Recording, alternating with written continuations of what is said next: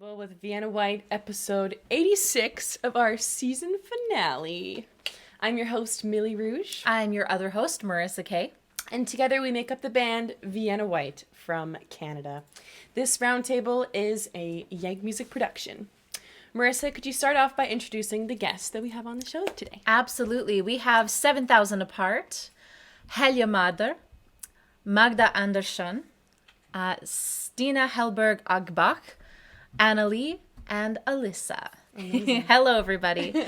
So we'd like to learn a little bit about you guys. So in 30 seconds, can you quickly tell us a little bit about your musical journey and how you kind of got into music? 7,000 Apart, let's start with you. Yeah, of course. Yeah, so I'm Amelie and this is John. Hello. And we met when I was an exchange student in the US, spent 3 years in long distance and started the project 7,000 Apart during that time and have been working on it ever since. We got married as well.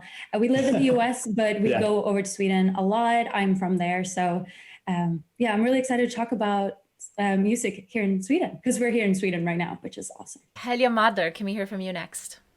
Yes, my name is Andreas. My artist name is Helja Mader, and I am the singer of Dark Funeral. It's an extreme metal band, black metal band from Sweden. Started in '93, the guy started, I think, so it's old as fuck. I joined 6 years ago, so I'm the rookie, if you will. We play internationally. We were actually in Canada last year, I think. Did 4 shows or something like that. But now everything is on halt. So I'm in Chile, relaxing, enjoying the summer. I'm only a little bit jealous of that. Yeah. Magda, can we hear from you next? Yes, of course. I'm a songwriter, a singer, and a guitarist. I have my solo projects, which I have released 4 albums with. And I'm also part of a pirate folk punk band called You Banished Privateers. So I tour Sweden and international with a pirate band. Oh my gosh, I love That's it. amazing. I love it so much. Stina, can we hear from you next? Yes, I'm a harpist and I work with experimental and improvised music, which also brings me to, I have been playing with a lot of pop artists here in Sweden and some internationally, but I most of all work with experimental projects, and sometimes it's in the intersection between music and art. I love that. You don't meet many harpists nowadays. That's incredible. Annalie, can we hear from you next? Hi, my name is Annalie. I'm a singer and a songwriter. I study music currently at Dream Music Academy in Sweden. And I started out doing music in Swedish, but now I do music in English, and it's R&B and pop music. Thank you so much for sharing. And Alyssa, can we hear from you? So my name is Alyssa, and I make mostly soul funk music, but with a lot of different influences from jazz and pop and blues also. And I've been working on this project for 3 years and had so many fun concerts and just released my debut EP. And I've always loved music and I've studied music since high school and also play piano and bass. Thanks everyone for sharing about your journeys. It helps us to get to know you all a little bit better as well. So as some of you may or may not have noticed, our topic of discussion today is music from Sweden. So we're really excited to dive in and learn more about the Swedish music scene. So our first question we have today for all of you is, today, according to Atlantic.com, Sweden is the 3rd largest music exporter in the world, behind the US and the UK. So in your opinion, why do you think Sweden's music scene is so efficient at pumping out music? I think it's a combination of many things, but just the fact that like Swedes speak English so well, and the fact with Dennis Pop and Max Martin, what they created in the 90s and start of 2000s, that just set off such a wave of Swedish pop songwriters, and they understood kind of what it took to become a hit, what it takes to have a hit song, and they kind of made a formula for that. And that's also obviously being taught now in Swedish schools and at these specific academies like Dream Hill Academy and stuff. So I think it's a combination of many things, but it's definitely those pioneers that set it off.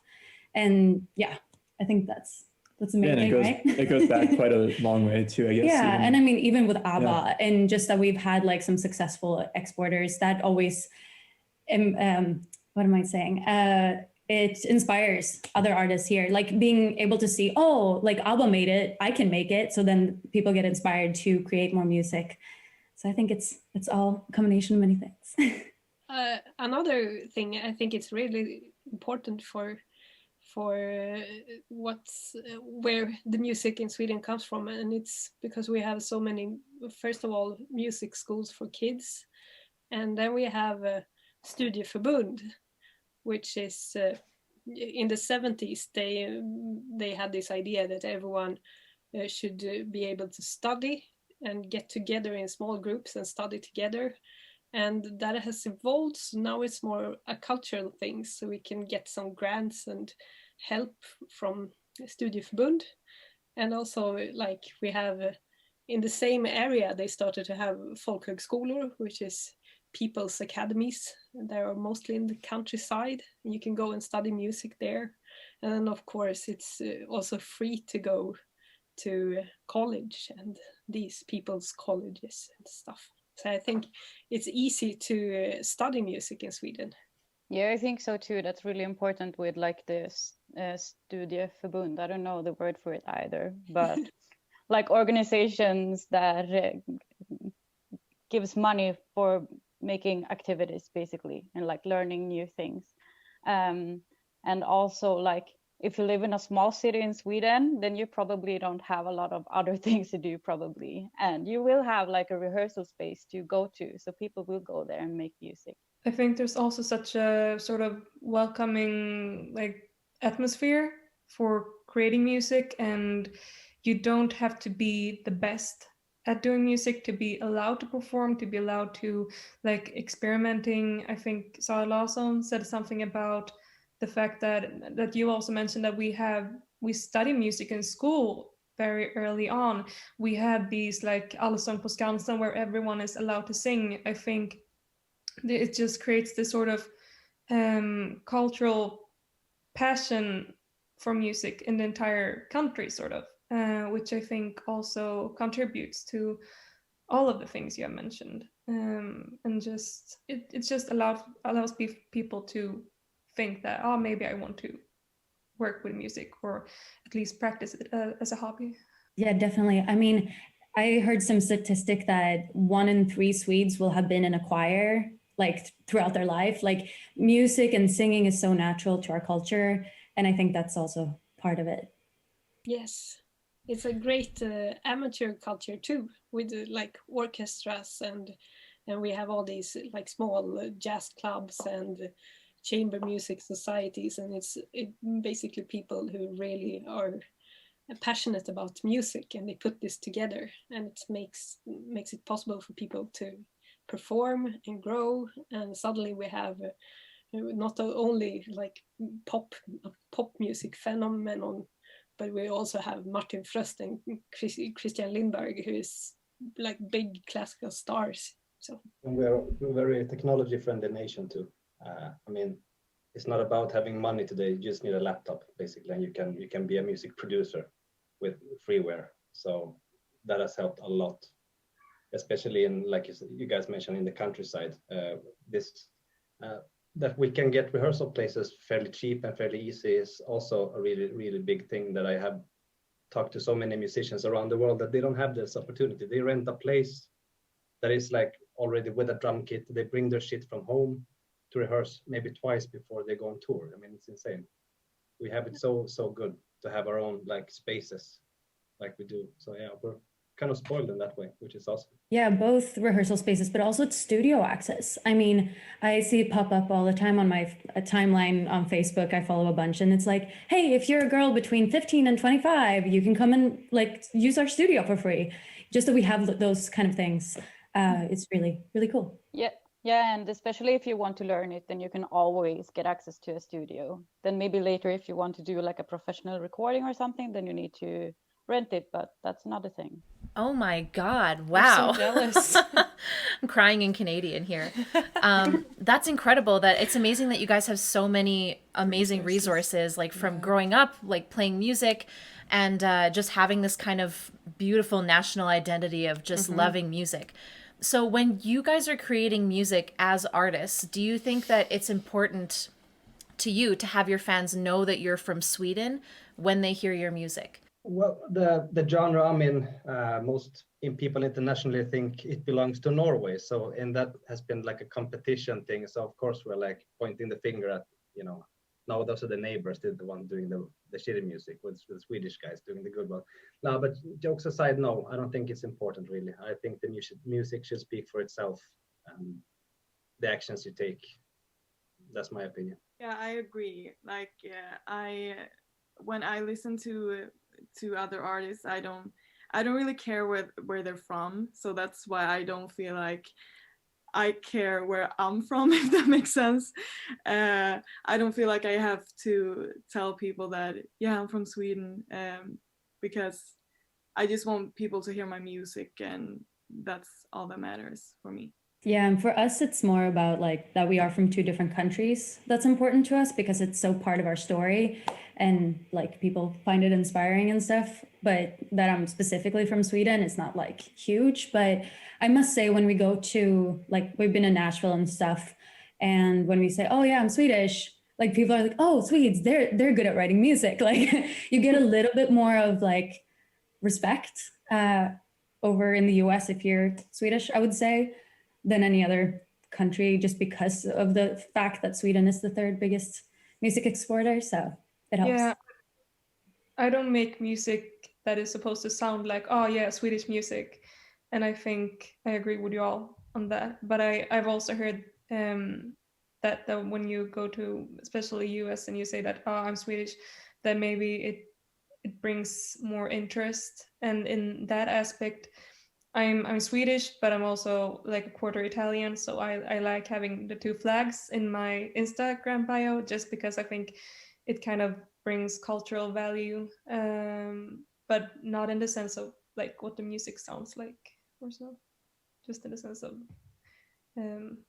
personality and interesting facts, sort of. Yeah. As a harpist, I feel like coming from Sweden is not something that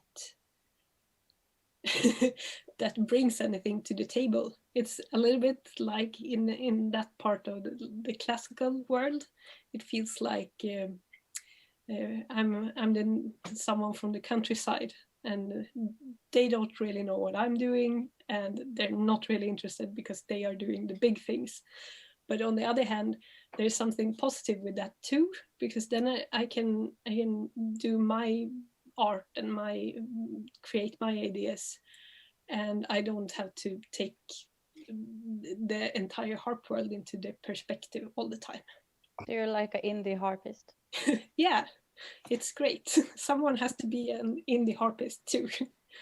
Well, for me, I make music in Swedish, so it's kind of obvious that I'm from Sweden. But and I also have a lot of Swedish folk influences in my music. The pirate music is in English, and it's more kind of inspired by Irish folk. And for us, it's also kind of important, I think, that people know that we're from Sweden, just to we don't want them to think that we are Irish. And we're not trying to be Irish. And also we play a lot in Germany, and they tend to really like Swedes. So. It's very cool. I love it. So I think you've all mentioned how much resources you can get from Sweden in regards to music. So I'm actually curious to know, being a musician can sometimes be looked at as like a pipe dream or not a real job, in quotations. Even in Canada, there are a lot of musicians who have experienced that kind of dismissal for their career choices. So I'm curious to know, what is Sweden's attitude towards being a professional musician? Is it something that people aspire to do and they're treated like any other job? Or is there still some stigma around wanting to become a musician? That's interesting. I'm actually a full-time musician since around 6 years. It's been some ups and downs, but like for the main part, I've been full-time musician, and I feel like in the beginning, like before I succeeded to actually make a living from it, then of course, then people had more like negative views on it. But like now when I'm doing it, I mean, what are they gonna say? Now everyone just thinks it's great for me, I guess. But I think like when you're trying to get there, there is some kind of shame in it because you shouldn't try. I agree. Like I feel like it's a lot of opportunity, but it's still looked down at. Like we have all these opportunities, but it's still hard to, you know, get into the business, and that's why people kind of look down at people who try to get in the music business. So yeah, I feel like it's still looked down at, even though we have all this opportunity, and like you don't have to buy a lot of things all the time. Like you can start making music without having to like buy a guitar or buy a laptop, because we have like so many ways that we can make it anyway. But yeah, just like trying when you're not in the music business yet and you don't make money on music, I feel like people still look at it as a hobby. What you can show off if you're like a musician in aspiration, you cannot show off this flashy cell phone in the beginning. You cannot have this car and this house. So you're not living the Swedish like dream that you should be pursuing, right? So of course you're an outcast, and try to make a living being in the early 20s with screaming in an extreme metal band in the 90s. I mean, it was ridiculous. But now I've been living off this for 6 years, and the attitude has completely changed, of course, from people who's been mocking me before are now like basically kissing my ass in some aspects. And it's super hard to become rich with this, but you can make a living if you try really hard and if you really want to. But it is, as you say, it's a bit looked down on. You're not a real musician, I hear all the time. Well, I am, sorry dudes. But yeah, I think the envy part in Sweden is ridiculous. Yeah, and I mean, we have something called jantelagen, which is like, it's this old, I don't know, one of you can probably explain it better, but it just kind of says that like, oh, you shouldn't think that you're better than anyone. And being a musician, you're supposed to influence, you're supposed to be like, you know, like an idol, and you're not supposed to take on that role. And so for a lot of Swedes, I think, especially for girls, I think it's hard to like be like, hey, come look at me. I released a song. You should check me out. I'm doing. It's very American in that way. So for me, I'm just thankful that I've spent some years in the US so I can be like, hey, how's it going? Yeah, I make music. How's it going? And I can be a little bit more forward with that kind of stuff. But I must say that in comparison to where we live in Wisconsin, we get a lot more respect for our music here, and people are more like, I mean, when I meet new people and I say, yeah, I'm in a duo, they're like, oh, that's so cool. I'd love to check it out. And it seems like they are genuine about like, yeah, you're probably good at that. Well, in the US, if you say like, yeah, I do music, and they're like, oh, but what else do you do? You know, it's more looked at like as a hobby, but here you get the bit more respect, at least from my experience. I think you're really good at that, like being like, hey, check it out. You're my role model in that sense. Yeah, I think it's really interesting, that thing that you say like this. Yeah, so what else do you do? Because obviously, if you're passionate about music, doing music is your main thing, and whatever pays your bills, be it playing or catering at a cafe or whatever. I have been teaching for quite a while, and I quit teaching 2.5 years ago to only play music, and it was such a torture to be teaching and people coming and like I say that I'm a musician, and they say, yeah, so but you are teaching, right? And I have to say, yes, I'm also teaching. So you're a teacher. Like, yeah, I'm a teacher of the harp, which makes me a musician. I'm a musician who teaches my instrument. But it's also something that has really spurred me to only do music.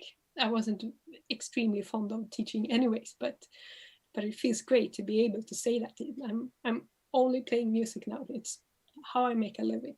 And it's also interesting, I think, with this, what do you mean by making a living? Because sometimes it feels like people expect you to make a fortune if you are a musician, and that's the only way you can make a living out of music, to become rich. Yeah. But yeah, you can be like, I'm alive. Yeah. Don't get expensive habits. I think there's this sort of view of musicians and artists, like you have to become world famous and be Lady Gaga or Beyonce or the Beatles or whatever. And like I would lie if I said I didn't strive for that, but there is so much space for so many musicians. Like we have to sort of normalize making a normal living wage sort of on music, because honestly I get all of the different reactions. I've gotten reactions from people that, like, you know, they don't respect it, which I think is from a lack of understanding, because we are very hardworking. I can bet a lot on the fact that everyone on this meeting now is hardworking and does whatever they can to make this work, to make their music. And I think a lot of the skepticism comes from lack of understanding, because they think that musicians are lazy or it's not hard, but it really is difficult. It is not something, I feel like that's so important to say, that music, it comes from creativity, but it's not easy being creative all the time. And it's not easy to create all the time when you know that you need to. But I feel like there are also a lot of people who really respect it and look up to people who are musicians, and look up to people who dare doing what they want to. And like Emily said, the jantelagen is a thing, which sucks because it is so fun to tell everyone about your music, and people like think it's strange. But I think we should all just be brave and talk as much about our music as we can and want to. We don't have this safety network. Swedish people are a bit like safety junkies. You know, you should have this like stable job. You have your stable house where you live the rest of your life if you can, if it's possible, unless you really have to move.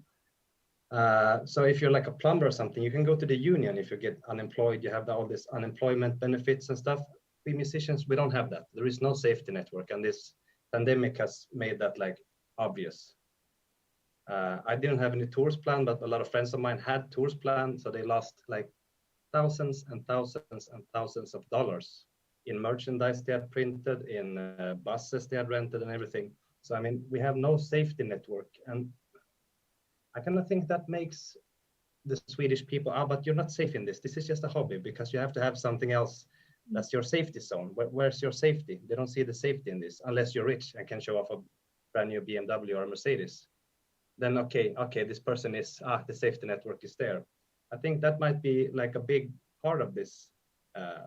Jantelag, yes, sure. Envy also, but also this, that we don't have the safety. Do you get what I mean? Yes, Yeah, definitely. the system isn't created for it. Yeah, and I still don't make a living on my music yet, and I like heard people say like, yeah, but when are you gonna give up? Like, when are you gonna do something else? And I feel like that's, first of all, very rude, but like it's so important to not listen to that and just like,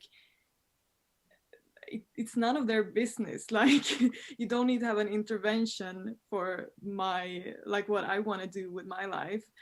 And like any job, it takes time to get to where you want. Like, you're not going to be a CEO of a company like on your first day, and it's just going to be a lot of hard work to get to where you want to be. And so I just think it's really important to not listen to that kind of criticism and just like keep going. Yeah, I think society is really used to seeing these sort of over the night wonders with and basically mostly like very young pop stars coming from YouTube or Idol. And that is, I think, people see you maybe as a failure if you're not that person, if you're not that person who is sort of discovered at the age of 10 and then you have your big break at the age of 15 and then you're a superstar by 25. I think people normalize that instead of literally like not everyone else who just decides one day I want to become a musician, I want to work with this, and which I will blame part of the music industry for too. Well, I get a little bit upset because that's so true what you're saying, and like we're not playing music to become famous. We're playing music to play music, and like that's a big difference that people don't get when they only consume music as if it were fast fashion or whatever. Like it's art. It's like they don't want to see the struggle, and they don't want to like. But I think it's something also. I'm thinking about my parents a little bit because their generation, they didn't follow their dreams. So sometimes I can catch in their surroundings and that age of people that if you follow your dream and you struggle and you work hard and then you actually get to experience your dream too, they feel a little bit insulted almost that, but they were told that they shouldn't pursue their dreams. So and now we go and do it, and it's I think they have some kind of grief that they didn't do it and they see us doing it, and it's a little complicated for them, I think. But I think it's also important to remember that you don't have to make a living of your music for it to be worth something. I mean, because not everyone will be able to do that, and like that's fine. It's still worth something to make music, and you can maybe make some money of your music, but not like your entire living or whatever. And that's also good. Like we need to stop comparing ourselves all the time and just like appreciate the creating of it. Yeah, you're absolutely right. And it's so funny because those same people will turn around and they'll go listen to the radio or go listen to their favorite Spotify playlist. And it's like, how do you not see the value in what we're doing? But it goes on and on and on in circles, which is hilarious. Yeah. And it's music that people consume all the time. And in Swedish music, the foundations have always been shifting in many different ways. And they've always been progressive, at least from what I've seen. Artists and genres have diversified, and many significant DJ culture has emerged with people like Avicii, Axwell, Ingrosso, many others.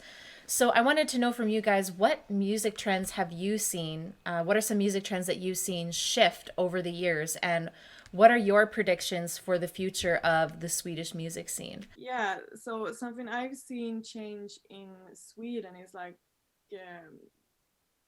writing music in Swedish, because when I was younger, I feel like younger artists didn't really do Swedish music. It was always in English, and now it's very popular to make music in Swedish, and I see a lot of artists going from English to Swedish and making it in Swedish when they didn't in English.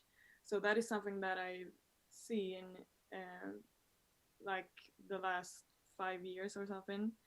And something I think will happen is like I think K-pop is really gonna be popular all over the world. It's really starting now to, top charts in the US, and it's really gonna be a trend in Sweden soon, I think too. And but also that's our like really big productions more is more kind of thing, but also like empty productions, not overdoing it, because I feel like a lot of pop music has been just like putting everything in there and having a lot of tracks. Like you have to be over 200 tracks for it to be a good song or something like that. And I think now with like Billie Eilish making like a whole new sound, I feel like the productions are going to be a lot different. Yeah, I agree with the Swedish, like Swedish lyrics is something that I've noticed a lot, but also hip hop, R&B and rap, I think is something that is taking over in Sweden as well. I just got like Spotify 2020 Wrapped and all of that, and there were like a bunch of different playlists of the year, and I think we have some very, very talented people in the R&B and hip hop genres. I think also for the past 10 years or something, there has been so much work with equalizing the music industry. And I see now that there are so many young female producers that are so ambitious, and they are like absorbing everything they can. And it's just, I think there will be a lot of young female producers coming out of Sweden soon. That's what I think. Maybe also, I think coming from the jazz scene, there are a bunch of new things with crossing acoustic music and acoustic sound effects with modern producing and stuff. I'm not a producer myself, so I have only started to look into it, but I experienced that many producers that have mainly worked with electronic music start to experiment with bringing in acoustic sounds and instruments and musicians. So maybe something else I think is going to change is that I think a lot of independent artists are going to start topping charts because it's so much easier now to release music. And I think that like big labels are gonna realize like they can't give us shitty deals anymore. These standard contracts are gonna like get a lot better, and people are gonna be able to make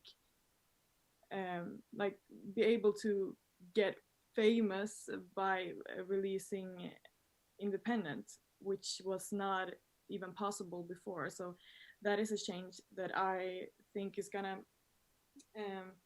be very big through like the coming 10 years, and I think that's gonna be like all over the world, not just Sweden.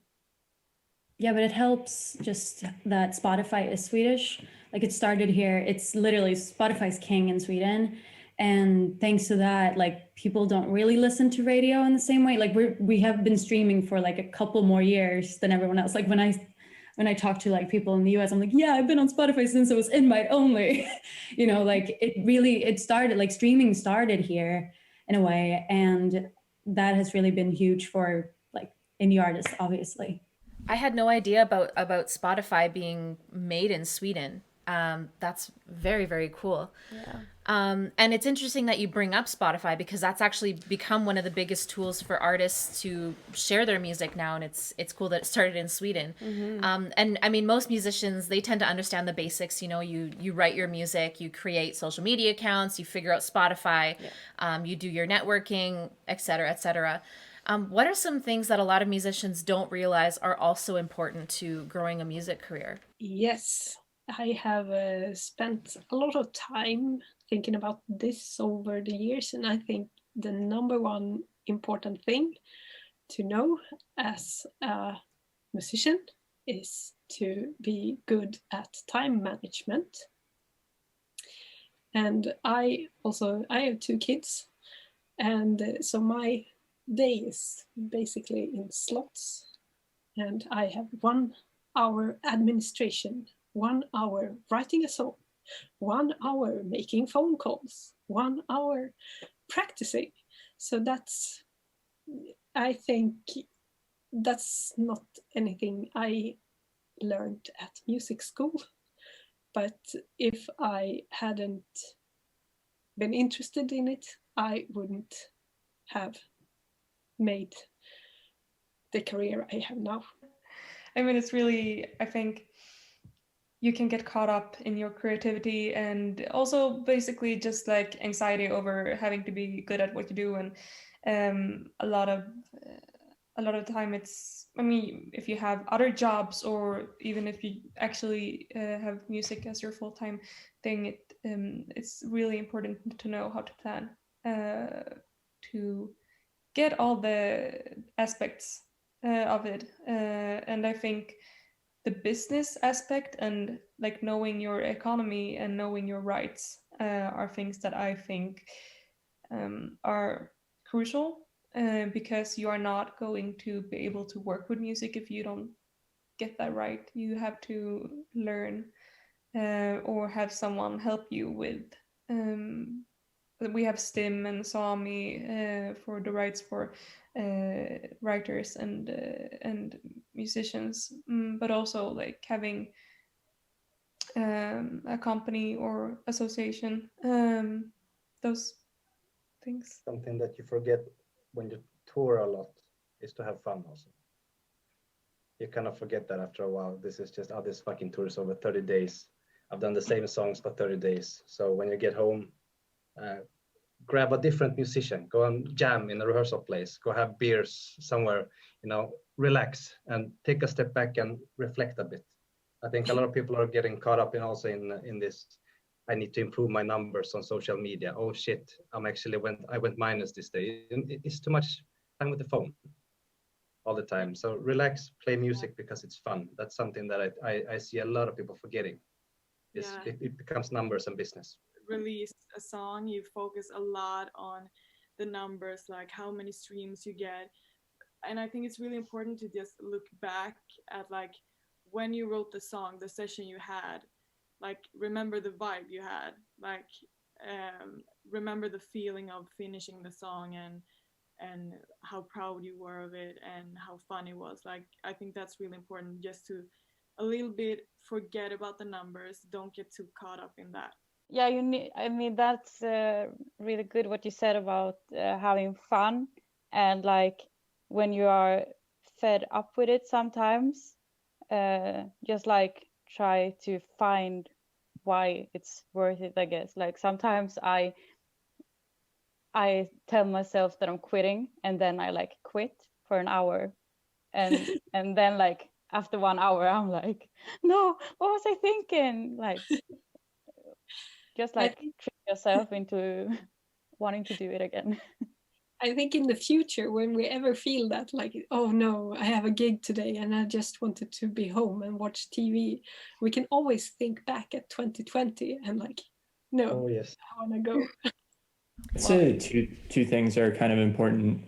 First one I would say is really just to have fun and like keep doing your craft. That's something that that I've found, especially lately, is just like, just keep doing things. Like you're going to make a lot of bad stuff, but just keep doing it, And same with like the whole growing a music career. I mean, there's so like visuals are so important now because like people see you before they hear you, and almost like even with the Spotify canvas now, like there has to be some kind of moving image and the still image because of artwork.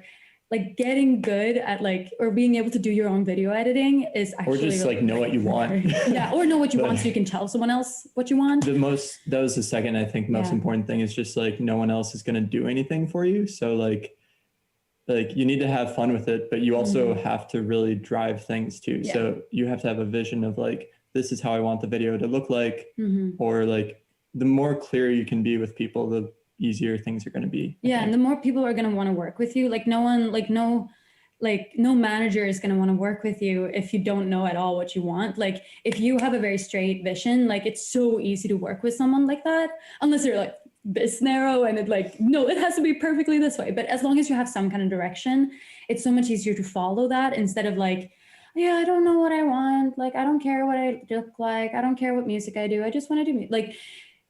Like having like the more you can figure out what it is that you want, the easier it's going to be for other people to help you along that way.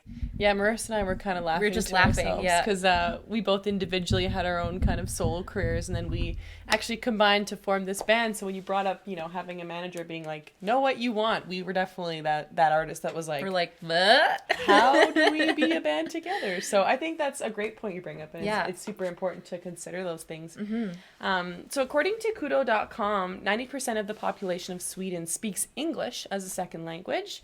We've already actually discussed this on a few different roundtables that we've had, how writing in different languages opens up new possibilities for getting creative with your lyrics and what sounds beautiful in one language can be lost in interpretation if you try to recreate it in that different language. So how do you decide, for you guys, when you decide to utilize one language over the other? Yeah, I think for me, I write in English. I release music in English, and I think it's something that has just come naturally to me because I mostly listen to music in English. I mostly watch English or American TV shows and movies. But I've studied English since I was 6. It's just a language that I think is almost more fun than Swedish. So I just really like writing in English, but I have started writing in Swedish too. And I will be releasing a song in Swedish next year, which is terrifying. But I think I just love languages. I love learning different languages, and I think it's really fun to experiment with writing in both English and Swedish now also. But yeah, it's also the international aspect of it to write in English for me, for more people to understand it and relate to it. For me, it's like easier to write in English because it doesn't have to, like when I write in Swedish, I feel like it has to be really, really, really perfect. And if Swedish people hear it, they can hear like if I sing something wrong or if I like make up a word, they will hear it a lot because I like making up words and saying words in a wrong way because I think that can be really beautiful sometimes. But that can be hard when you have this opportunity to have like kind of a barrier kind of but if I want to write something like that is really hard, like a real big issue for me or something I've been through that's really hard, I like to write that in Swedish. I probably don't release it, but just to really get the right feeling. I think that that thing with making up words and like using words in the wrong way, that's the reason why you should write in Swedish. Like that's the charm of it. I think that you like know a language so well that you can actually like make twists with it. I have always been writing my own songs in Swedish, and like I feel like that's the most fun thing to do, and that's also like the main thing I get comments on in my songs is when I have done that, like used a really strange word in a strange way or something, but I have a plan with it, and like when I can explain it, people are like, oh, that's clever. And now I'm actually trying to write in English, which I have done like a few times, but I have never like tried to actually express myself in English, and I feel like it's really hard. Maybe also since I've been a songwriter for so long, so I have like I know what I want to do, but I don't have that kind of language, even though I can speak English really well, but I don't have like my songwriter language down yet, and I'm practicing. That's how I feel, but the other way around. Because I've been writing in, like, I didn't really write much before I met John, and then obviously we write in English because Yeah. American. His Swedish is, we're working on it, but you know. But Nice. on the other hand, I work as a translator, so I translate like Disney songs from English to Swedish. And let me just tell you, it's so much harder to get things to rhyme in Swedish. Like English is such a rhymable language. It's amazing. There's so many words that rhyme with so many words. And in Swedish, it's like that's really hard to find like new rhymes, I think. And then another thing with Swedish also is that I don't know, but it feels like it's a lot easier for it to sound silly and to sound like childish to me. While English, like almost kind of sound like almost always it sounds good, you know. But when it comes to Swedish, I'm way more judgy to myself because I just think everything sounds silly and childish. But it doesn't. That's like a passion of mine with the Swedish lyrics. But I think like when you feel like it's silly, it's probably because you really don't mean it. Like it's not true. It's just words. And then maybe you have to like find what you're actually trying to say, and then it won't be silly. Yeah, that's a great point as well. It's funny because like we feel that way sometimes in English when we're writing, that it's like this is kind of silly, but that's a really interesting point that you bring up, Magda, because that totally makes sense, like 100%. And actually, we talked about this on the Welsh stream last week, and they mentioned how they noticed that they got less streams when they sang in Welsh. Is that something that goes through any of your minds at all when you're releasing stuff to stream? Do you think that singing in Swedish will actually hurt your numbers or help your numbers? I write basically in English for my band, and I do write a lot in Swedish too. And I prefer to write in Swedish, to be honest, because I feel the other way around. To write in English when it's not my native language feels a bit corny. I don't have the vocabulary to have enough synonyms for stuff. Even if I can make it rhyme, it sounds like I'm writing for a kid or something, you know, like maybe for a young teenager, and I'm too old for that. With that, now I'm actually in Chile, which is interesting because everyone is speaking Spanish here, no English whatsoever, and no Swedish whatsoever. So when I introduce myself as being from Sweden, Switzerland, yeah, so that's like the ego is like, you know, you don't have a chance. So I have to learn Spanish.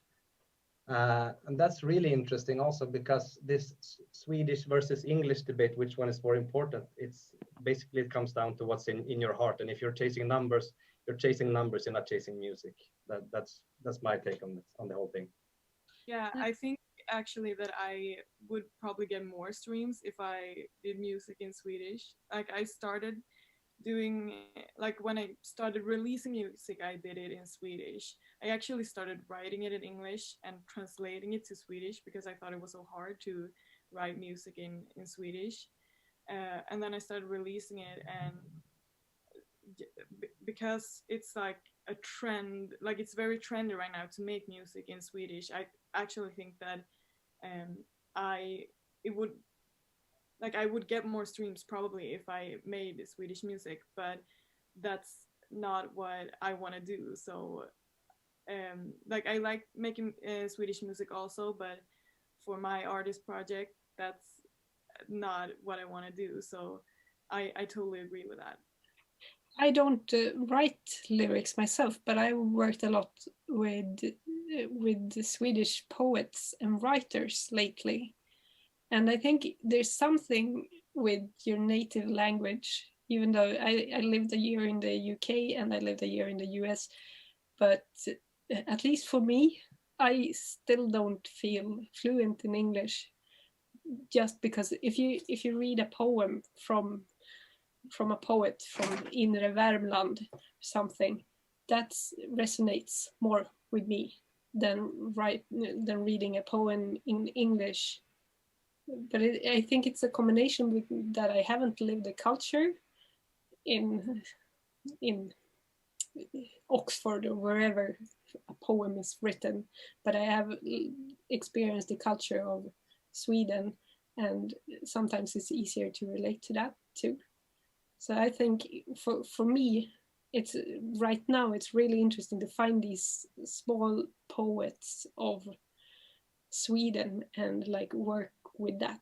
And sometimes when I make music out of it, the lyrics are not even there. It's just, it turns into music, and a poem inspires me to make some music, and it feels close. It's always interesting when people talk about singing in English or like Swedish, and they're like, my English isn't that great. I'm like, but your English is 10 times better than our Swedish ever will be. But that's really interesting. Yes. And also I love that that quote of once you're chasing numbers, you're not chasing music. That's beautiful. I want that on a t-shirt. That's incredible. So that leads us beautifully into our last question here. So when we finish off our roundtables, every single episode, this is perfect for our season finale. We like to help our younger audience with informative advice of how to become a musician. And we can only really speak from a Canadian perspective, but we were wondering, what advice would you all have to offer to any aspiring Swedish artists? Actually, I made an interview with a guy. He was like in high school, in Swedish high school yesterday, and he was 18. So he asked me kind of the same thing, what the best tip I had for him, because he was in the same genre of music as I am.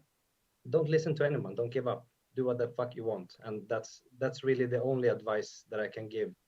If you want to stop doing it, stop doing it. But if you want to do it, no, don't let anyone stop you, regardless. And yeah, I mean, that's the main thing. And being from Sweden, I think, well, you have all these kind of things that tries to stop you. It's like a video game. You have to jump over that, you have to go around that corner, and eventually you have collected enough coins to get to the next level, you know? Yeah, just get on with it. Get on with it. Have fun. Enjoy what you're doing. That's the only thing that matters, really. Yeah, I would say, like, just from my personal experience, like, channel your inner American, like, screw jantelagen, start talking to people, reach out on Instagram. Like, people are so much nicer than you think. And like, be in your face, like, to people. Like, so what if they think you're a little annoying that you send them music links? Like, you know, like, kind of do that. Be in people's faces and like really promote yourself if you can. And but like, obviously be like respectful and try to engage with them, and you know, that whole thing. And then also, at least growing up in Stockholm, like I grew up with, my mom is like a voice teacher, and she had like all the big name artists and stuff. So I thought that someone would just like discover me, and then I would be a pop star at the age of 13, you know? Especially growing up in Stockholm, you don't see those, like, there aren't a lot of small gigs, like, especially for like younger kids, like smaller venues and stuff. Like, yeah, there's like Kulturskolan, and like, if you can definitely like go take music lessons, but seeing people play their original songs, I didn't see that growing up. And I think making your own opportunities, like invite your family for a like living room concert, talk to the cafe downstairs and see like, hey guys, could I just play here on Sunday afternoons? You know, I noticed that there's not a ton of people, maybe I can draw some people. I'll tell my friends to come by. To create your own opportunities like that is really, really important, especially if there isn't a lot going on around you and you're like, but yeah, I've never played a show, I have these songs, like, but there's nowhere to play. Like, create your own places to play. Or like with the whole situation in the world right now. Yeah, like, obviously not now. Like, but like live streaming and like there's do so things many online. You websites. You can do so much online too, and that's what we've been doing throughout the pandemic, and we've met people from all around the world, both artists and people and fans, and it's really been a lifesaver for us. But don't keep making excuses all the time. Yeah. Just like, there are opportunities. Do it. Yeah. And if there aren't, make them. Yes. Like performing a lot of live, having a lot of concerts, and practice as much as you can, in the sense that the concerts are practice. And Yeah, I was going to say like basically the same thing, like play an insane amount of live shows. And also like dare to meet your audience like in the eyes, do not be scared of meeting them as people. That's like the thing that I have built my career on. I think that like actually meeting people and not just seeing them as a mass of I don't know, sometimes they're 5 and sometimes they're 5,000, but still like you have to build relations with your audience. That's super important. And also be really good, of course, but like be good at the things that you are best on, not like good compared to everyone else, but like find the things that are really special to you and be best at that. Find your magic. Yeah.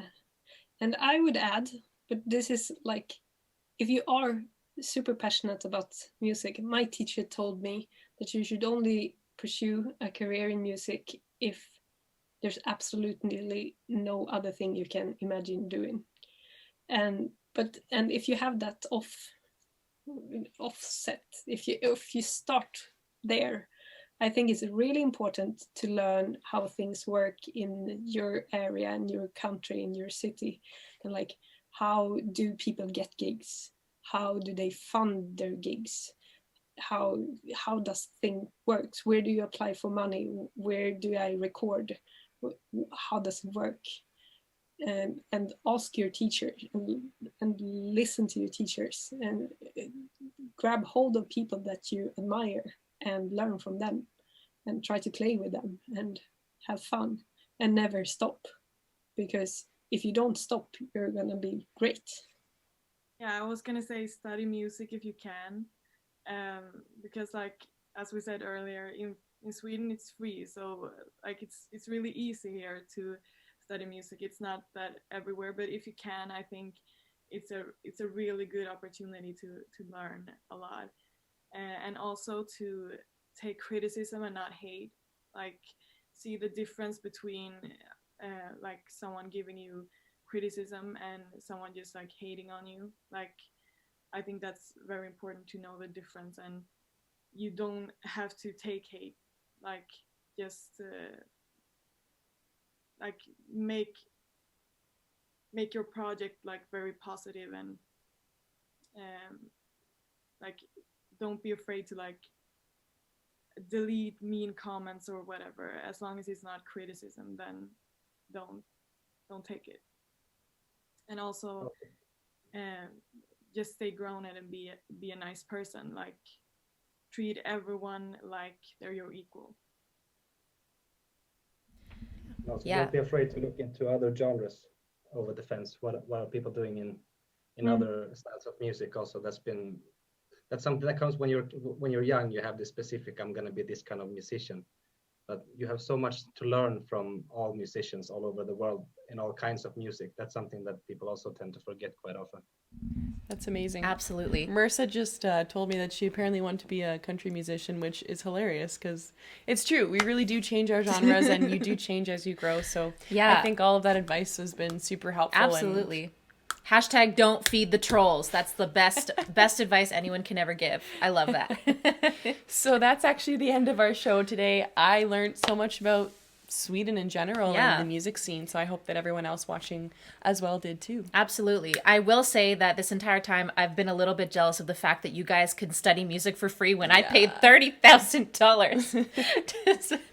Oh, my heart just like hurts. I'm like, okay, if you're gonna study music, go to Sweden. All right, so thank you guys so much for joining us on the show. This was so much fun for us to learn about. Thank you all of you for taking the time out of your day to watch the show and to be on the show and to just like enjoy this. So thank you so much for an amazing season finale. So before we head out, we're going to hear from all of you guys one more time where you can find all of you online. So can we start with 7,000 Apart? Can you let everyone know where they can find you online? Absolutely. You can find us everywhere, just 7,000 Apart, no space. We had enough space in our lives. And anywhere. We stream on a website called You Now. So if you want to hang out with us a little bit more like this, we'll be over there. Cool. Wonderful. Helja Madr, can we hear from you? Yes, you can find me basically by searching for the hashtag Dark Funeral, and stuff will pop up for my band and my bandmates and myself. I'm sure It's pretty easy. Magda, can we hear from you? Yeah, sure. I'm mainly on Instagram right now with my solo project. If you just search for Magda Andersson, and then I have a pink shirt on in the little picture. And you can also look for my band, You Banished Privateers. We're on Facebook and Instagram and YouTube mainly. Wonderful. Stina, where can our fans find you? Well, I'm present on Facebook and on Instagram. I'm more fun on Instagram. Facebook is so serious. But and also I'm my band Shark with a 3 instead of the R, which is a jazz trio about American football and Steelers. Awesome. Annalie, can you sign yourself out? Yes, I'm Annalie_music on Instagram, and I released a single on Spotify last week that called Only If It's You. So I'm Annalie on Spotify.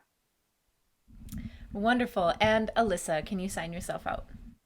Yeah, I'm Alyssa Music on Instagram mostly, but also you can find me on YouTube, and my website is Alyssa Music, and on Facebook is Alyssa as well, and like at Alyssa Music everywhere, and Alyssa on Spotify. I think we're only 2 Alyssas, and so if there's red lipstick and a lot of eyeliner, that's me, and my debut EP art.